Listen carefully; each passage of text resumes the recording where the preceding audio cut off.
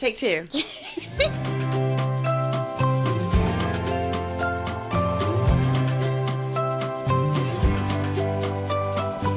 Welcome to the While You Grow podcast with Dr. Courtney Addison and me, Addison Powell, where we will dive into all things pediatrics, occupational therapy, and other important topics around children and development. So, if you are a parent, occupational therapist, student, or just want to learn more about occupational therapy and pediatrics in general, then keep listening. For more information on the podcast and to follow us on social media, take a look in the show notes. Let's get started. All right, welcome to the While You Grow podcast. I'm Addison. I'm Dr. Addison. And today we have Madie. Yay! Go Madie! Go Madie! Highly anticipated. Been waiting for her. So Madie is another one of my classmates. We've been having a lot of those recently. Yeah. And she's here to talk about her capstone. Mm-hmm. But before you talk about your capstone, talk about how you recently became TikTok famous. Okay, so let me For go all back. our fans out there. Yeah, let me go back to the basics. So where it started, the foundation, high school, senior superlative class clown. Okay. We're a dynasty, really. Me, my dad, and my brother, all class clown. So, as you know, it's going to be funny, whatever the TikTok is. So, progressing forward, we go to a Dancing with the Stars live show. Okay. And at the very end, we lined up because they let the stars, like whoever wanted to come out, come and like greet us and stuff. So the security guard guy, he was like, just put on your video with the flash and keep it rolling because they're not going to have time to stop and get a picture with everybody because it was like tons of us. Yeah. So I'm like, okay. So I did it for the first couple. I met Alan and I met Ezra. I just had a video going and I'm like, I'm like this, like smiling, and they're like walking by smiling. So then I do it for Riley Arnold. And the person I was there with has type 1 diabetes and Riley Arnold has type 1 diabetes. So I'm like recording, waiting for her to walk by, and she stops at my friend, and they're having this whole minute-long conversation, and I'm just still recording it, staring at them for over a minute straight. Yeah. At one point, I look at the camera, I like laugh a little, and then I just keep it on them, and I'm just like laughing, okay? Staring at them for a minute. Their conversation ends and she's like about to jump to the next group. So she like kind of skipped over me, not intentionally obviously, but like skipped over me. And I guess I still had my camera rolling, and at the very end you hear me go, oh my God, she hates me. So then I turned it off, and so I was like, oh, this is funny, I'll post it to see what happens. 1.6 million views later, and Ezra and Riley Arnold commenting on it. They did? Both of them, yeah. Riley commented, no hate here. And Ezra said that he was laughing at the very end when I said, like, oh my God, she hates me. Yeah. So, pretty much I'm famous, yeah. Oh, well, I'm so happy to have a superstar with us today. I think it puts my personality in a nutshell pretty well. Oh, it does. It does. So, you are also, a cohort 3 student, getting ready to graduate. And fun fact, Madie and I have actually written a children's book together. We have authored a children's book. Yeah. Still in production. Right. One day it'll get out again. Yeah. Kind of got released at a hard time. Around here we had the Hurricane Helene, and when we released it just wasn't good timing. So yeah. When the planets align again, we'll get that book out for all of you guys out there. But the book relates to the capstone. So tell us, what's the title of your capstone? Okay, the title of my capstone is the relationship between attunement, interoception, and social interaction on the development of self-regulation in kids. Excellent. Explain that. Okay, so attunement is the initial connection between the caregiver and their child. So as soon as they're born, you're smiling at your baby, they smile back. Those mirror neurons are firing, they feel that connection with you. And then interoception are those internal feelings and sensations. A lot of the time we think about like emotions, like, okay, my heart's racing, that means anxiety. I feel anxious. Or my stomach hurts. I don't know if I'm just really full or if I'm hungry, so I have to fulfill that by eating. And then social interaction is obviously, feeling connected and safe with somebody and being able to converse or respond appropriately to maybe how they present to you.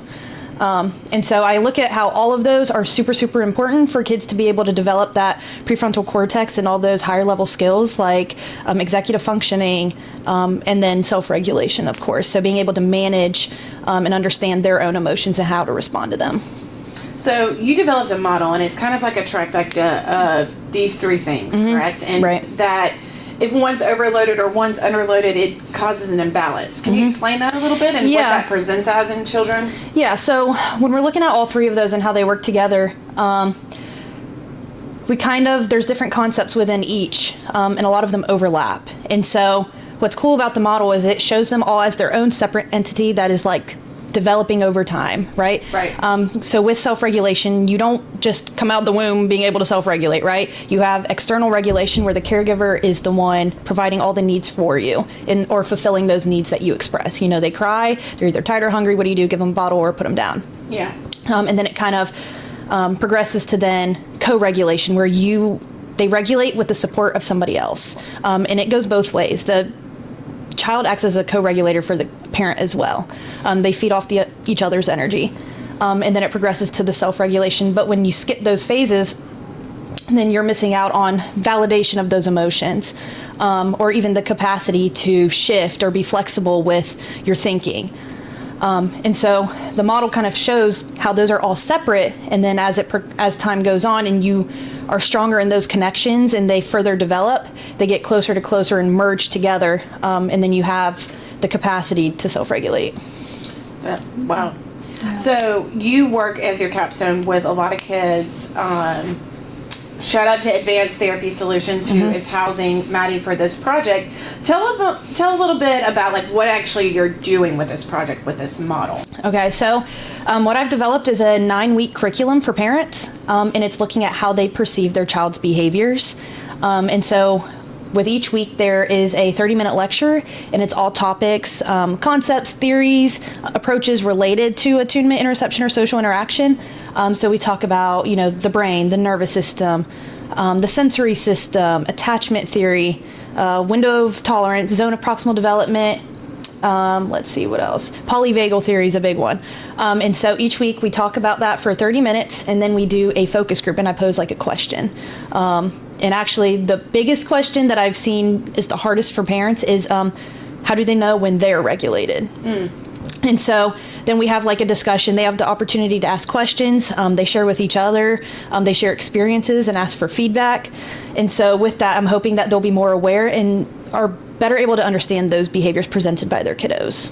Right. Okay. So how did you having these group for these parents, how did you select what parents would benefit, or was it just come all? Yeah, so I just created a flyer with a QR code and hung it around the clinic. We sent out multiple emails, and they have 3 different locations, so Greenville and then 2 in Spartanburg, and just sent them through an email list. I did kiddos 8 years and younger, just because 8 years is usually when you're transitioning to first grade, and so you're more so kind of learning to self-regulate a little more. You don't have a co-regulator there as often, so and then from that, people just signed up, and I had 9 participants. One of them dropped before it even started, so now I have 8 consistent participants that just volunteered. But what is cool is one of them thought it was mandatory, and so she showed up, and we were like, why are you guys here? What made you want to do it? She's like, I thought it was mandatory, but she has been here every day since. So even though I told her it was completely voluntary, she stayed. So yes, I take that as a win. Yeah, that is a win. So one of the amazing things, I got to listen into one of these sessions when I was doing your review, is you talked about, I just think this is such an interesting concept, that what is the feeling you get? And everybody has a different feeling for themselves that is regulated. Like I think Dylan shared that it is a very cooling feeling. Talk about what that means for you, or what a parent can kind of realize, or kind of discuss that a little bit. So it's crazy. I never even really thought about it until this class, and Dylan was the first one to kind of ask the question, and I was like, do I know when I'm regulated? Because I'm typically very dysregulated, as we all know. Very I'm always go. So I was like sitting thinking about it. And then last night we had another group, and it was the last focus group question. So I asked again kind of what made them feel regulated, and I shared mine finally, because I finally figured it out. And I was like, I feel like I can take a breath without forcing it, a full deep breath without even trying. Because a lot of times I guess I realize I'm like, okay, slow down, do like square breathing or 4-second breathing. And so I've realized that usually when I go for like a walk or I'm sitting outside, I can breathe without even like having to force it into my lungs. I don't know if that makes sense, but I know some parents have shared it feels like a weight is lifted off them, but also like weighted on their heart. Like it's off their shoulders and on their heart. Like they feel grounded, but also like the weight has been lifted. Maybe peaceful. Peaceful. Yeah. And the thing we encourage is like, what are those like physiological feelings, you know? Because you can be like, well, I feel calm. Okay, well, what is that for you though? Because everybody's calm is different. And calm isn't necessarily regulated. So Right. And I know, like, Dylan, he, like, will hear wind. When he is super regulated or even, like, actively co-regulating with a child, like, he can just hear wind, something like that. So there's very different ways, but I encourage everybody to think about it because it'll make you question it. Right. And I think the cool focus of yours is that focus on the parent, you know, and a parent, especially with some of the kiddos I know that you guys work with, have specialty in is trauma. So some of these kids come from foster homes or come from traumatic situations or just have experienced trauma in their lives. Whether that be a difficult medical complex kid that had a hard time at the beginning, right, or all the way to like an actual traumatic, or not actual, but a physically traumatic event. So, you know, the big part that I want you to kind of explain is why is it so important for this parent to take this class? You know, when you originally think about, you know, therapy, you think about the kid, but why is this parent important? Yeah, so especially so one of the main questions we asked, I made like a pretest. One of the main questions we asked is, how were you raised as a child? Like, what was your household like? Because I think how parents were raised is a huge influence on how they parent, because they either don't want to be what their parents were or they're trying really hard to be what they want to be as a parent, you know? But like, I've had a lot of parents that are like, I never played growing up. Like, I have no idea how to play, let alone with a kid who's stuck in a cycle of the same play, you know? Like, how do you expand upon that? How do you come up with these ideas? How do you engage and connect with them when sometimes it feels like they don't want to connect with me, you know? And so I think the biggest part of the class is trying to empower them and give them the confidence and give them, you know, the strategies and skills to connect with them. And I think that's the biggest part of it, because they act as the attachment figure for those kiddos and they want them to feel safe. And I think the biggest part for parents that's hard is these kids don't feel safe in their body, not because of their parent, but it's just, you know, their nervous system. They just don't feel safe in their body, which is hard for parents to grasp when they do everything they can to try to make them feel safe. So I think them better understanding how their nervous system works can kind of tell them, okay, it's not me. I need to remember it's not me. It is just their body and what they've been through. It could be some implicit memory of something they have no idea even remembered that happened, and they get one smell of something, they see something, they hear something, and it just brings it all back, and then they don't feel safe anymore. Yeah, we even talked about like that trauma from an early age. We talked a little bit about Erica, and her episode comes out today. Yay! Just how even in utero they can experience trauma that impacts them the rest of their life, and sometimes I'm sure that's hard for parents to maybe understand. Like, okay, this is something that it's not me. It's just like you said. And I think it's hard sometimes because some of the topics are so like dependent on the parent. Like you start talking about attachment theory and all these different attachments, and you know, parents kind of sit there and start to question themselves, like, oh my gosh, I should not have done that as a parent. But you know, it's one of those things where rupture and repair is real. It's how you repair it, right? So rupture is going to happen. It's inevitable, but it's how you repair it, or if you even try to repair it. There's no perfect way to parent. I'm sure anyone can say that. There is no perfect way to parent. But the best way to, you know, approach parenting is to better understand yourself. Yes. You know, and I think that's the biggest part. We always talk about the book Parenting from the Inside Out. And it's a great book because it helps you understand yourself. And then you can better understand how your kiddo works. Yeah. Right. And I mean, I think it's interesting too. You talk about the cycle, and I kind of want to give this information to, you know, some of the OT students that are listening, and maybe some of the parents. We have two different sets of systems. We have a parasympathetic and a sympathetic system. So those systems, when they're not working cohesively or overloaded, we get into that fight or flight response, which is when our cortisol levels spike. I mean, it happens as adults. It happens, and it's our natural ability. But you're talking about that fight or flight as a kid, but a constant. It's consistent. What does that look like in a kid that isn't a constant fight or flight? Well, so just to kind of talk about it again, so you have your sympathetic nervous system, which is your fight or flight, and then your parasympathetic, which is your rest and digest. And those are supposed to work in a balance. They're supposed to balance. And so what happens is kiddos who have only been in fight or flight for so long become habituated to that feeling. So it's really hard to break out of that. And those are our kiddos who maybe are consistently holding their breath. You have to remind them to breathe. They are constantly moving around, and they appear like they're tactilely defensive, but they also are like seeking connection so badly, but they don't know really how to connect. Like we have one kiddo who will only work with Dylan. Will only work with Dylan, who's my site mentor, because he feels safe and connected with him. But as soon as somebody new's introduced, it's like he kind of loses it a little bit. So I think being able to understand how your child responds in different situations, because there's a lot of physical signs. There's signs that you can see when they are not their most present. Right.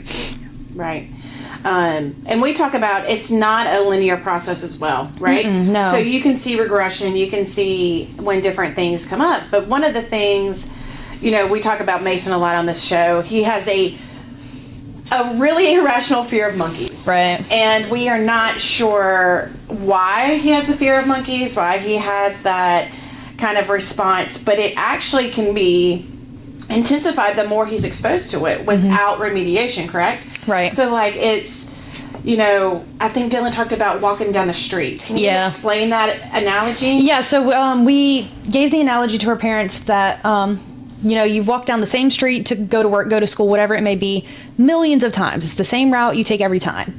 Well, just one time out of these million times, you get mugged, okay? Right. You will have a whole new perception of going down that alley. You probably will not go down it again. Right. And then even if you're walking a new route and you get, the smell of sewer, you get the smell of trash that just reminded you of that alley, you're automatically going in fight or flight because that implicit memory that's so deep down, it's resurfaced. Right. Because of that one experience. And the other thing with the monkeys as well, just while I was thinking about it, that we also tell our parents is, so a lot of them have like traumatic experiences in the school system, at school. Right. Just because they're not understood, and what in their needs a lot of the times. And so they're confused. They're like, well, I picked up my kid from school and I gave him his favorite snack. I gave him water. Like I was in a good mood. And he gets in and just is screaming at me. And it's kind of like, okay, well, it's not you, but you're the one who dropped him off at the last place he wants to be. And you're the one that picked him up from the last place he wants to be. So it's not you, but you're the factor that is a part of it in what is so traumatizing to him. Yeah. So he may associate the monkeys with you if like he's on your phone, right, and it pops up, right. Right. That's interesting. And just knowing like there's nothing you can really do about that. It's just factors outside of your control. And even though you just got to think like it's not always rational of why things are happening, but they do. So it is important to be there and co-regulate, correct? Right. Of course. Yes. And it's always better when you understand that is affecting them, and so you're better equipped probably to handle it. So you've been doing this for 9 weeks, right? Next week will be my 9th week, but I've already started collecting data from the post-test, just because next week is more so just wrapping it up, more strategies, interventions, not really a focus group discussion. So what are you finding so far in your data? Well, so one of the assessments I did was the Parenting Stress Index. And it just talks about like there's a child domain and a parent domain and then like total life stress. And life stress, that category is the like your non-controllables, like a death in the family or, you lose a job, things like that. So the child domain is a lot of behaviors. And then the parent domain is stuff like your relationship with your spouse, your work, whatever it may be. And so originally I just have been doing average T-scores of each group. And so the pretest, the child domain was really, really high. And the post-test could either go two different ways. It could be that the child behaviors the score increases because they're more aware of the behaviors, or they score them lower and so it all decreases because they're like, oh, well, that's not what that behavior is. It's something else, which is what I've been seeing so far, which is completely opposite of what I thought it was going to increase, but it's actually been decreasing, and it's because they're not as saying it's like a bad behavior, really, or something that's causing them stress, because they know how to handle it now. Oh, okay. Fascinating. Right? It's really interesting. So the behaviors themselves may not be decreasing, however, but they know what to do with the behaviors. So it's not as bad, in quotes, or stressful for them. Yeah. Right. That's awesome. And we've talked to since Dr. Keen's, and kind of two themes have emerged from our podcast so far is like meeting parents and people where they're at, but also that behavior is communication. And when you understand that behavior is just more of communication than it is anything else, that immediately takes a load off of like, all right, this isn't about me. Right. This isn't, yes, maybe I'll be, I'm influencing it or this and that.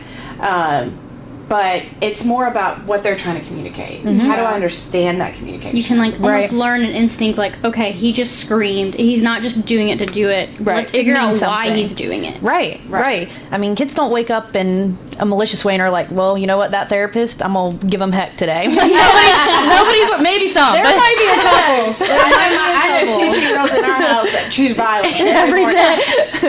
That might be the WWE they've been watching. Yeah, that could be the WWE. Yes. Oh man. So what has been if you can think of a really enlightening story that you've had in this experience, or just an aha moment where it was I'm making an impact and this is incredible. Gosh, so I have this group at 9:00 and they, both of their kiddos see Dylan. So they kind of know of each other. So it kind of makes it a little more personable, I guess. And we know their kids and I've seen them. And they have very similar personal situations. And we go over the time every week. It's 2 hours. Actually, I think it was the one you sat in on. It was. So this group, specifically it's 2 of them, they have reached out to each other and provided each other resources. Ask each other how they're doing, tell each other they're praying for each other. They have decided to start a book club together.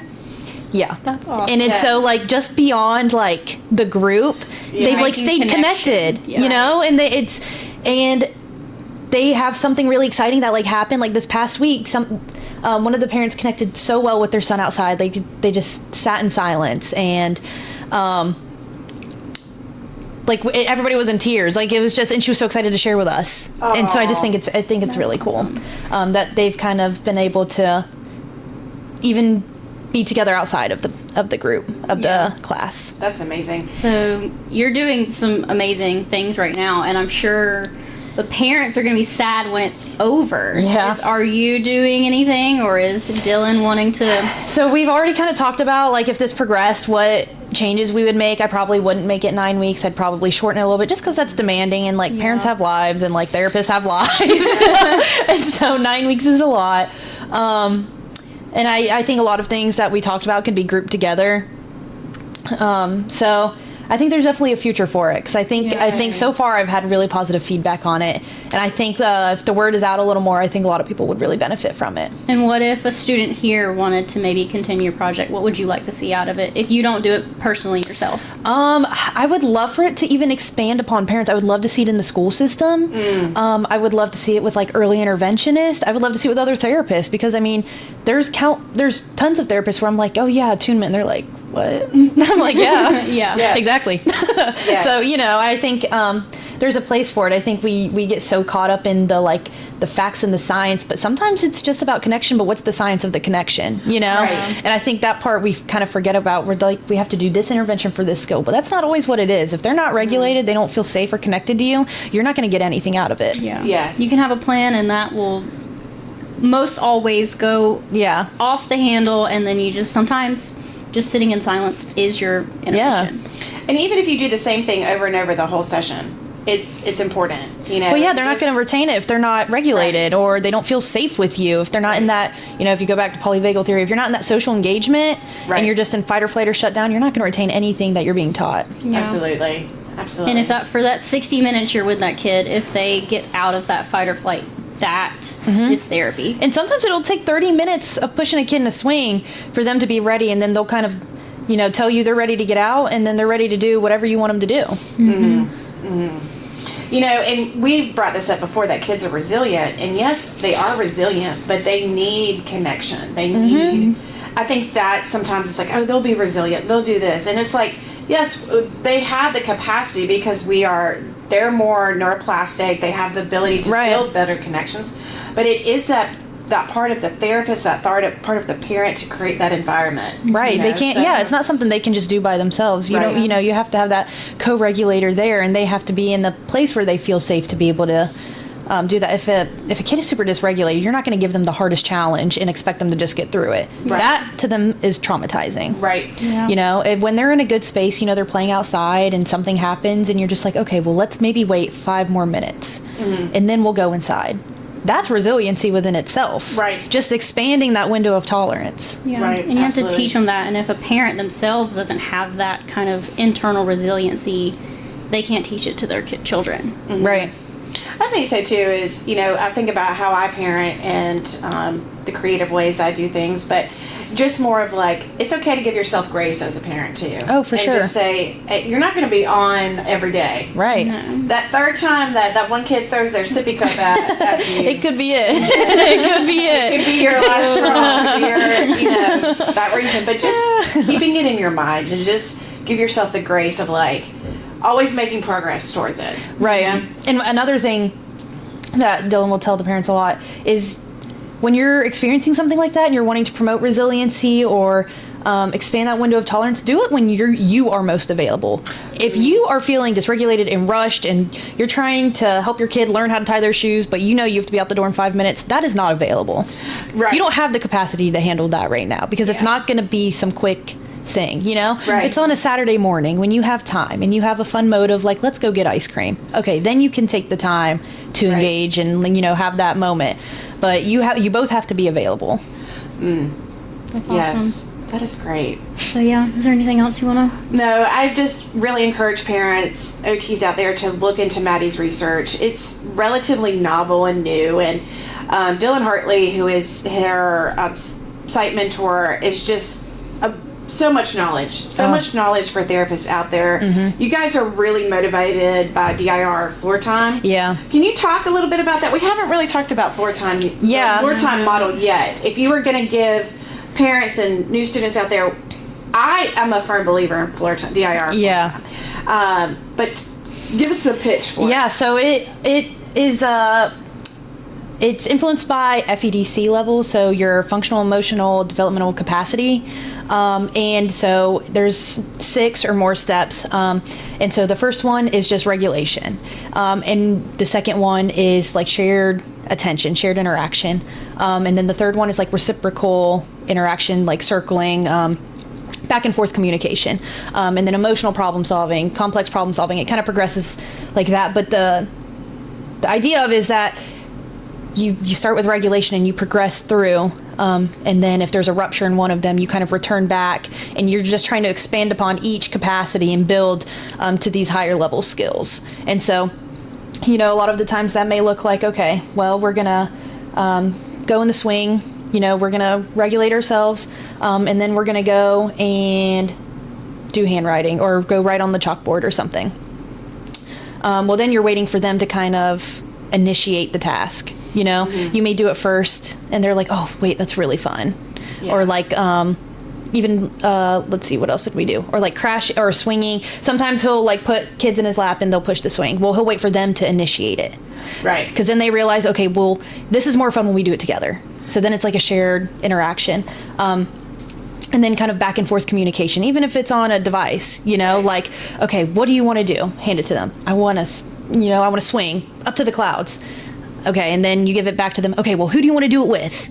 Right. Mr. Dillon. And then it's like that back and forth communication, and then you kind of progress from there. But the key is that they have to achieve those first few before you can get to those more complex skills. Right. And I think all of this together just is a good reminder to pay attention to our kiddos. And just, don't brush anything off. Just, be there with our kiddos. Be present with yourself, but be present with those kiddos as well. Kiddos are always reading our body language, our facial expressions, everything. So, You're very aware. Yep, very aware. Do you have any parenting advice for me with MJ and Mason? Because you see my parenting skills. I just, hey, when are you regulated? That's step number 1. Let's see. When am I regulated? It's hard, and that's, it's interesting because you don't have children yet. No, yeah. So everybody take my advice with a grain of salt.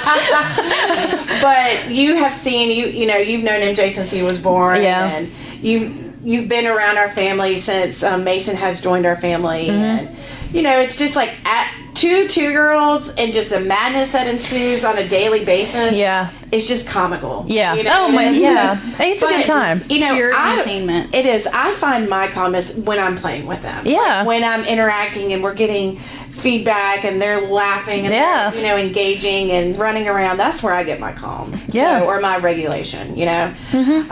But calm is at like night when Michael and I don't talk to each other, sitting on the couch. And that's what we call enrichment time. You're doom scrolling TikTok and no conversation is being had. An hour will pass. I'm like, are you all right? I'm like, yeah, I'm all right. Yeah. You all right? Breathing? All right. Perfect. Good. So, yes, I think this is just such good information and just really encouraging for all those parents out there, not just parents that have kids with disabilities or having something going on, but just any parent out there. Just like be there with your kid, enjoy that time, and understand yourself.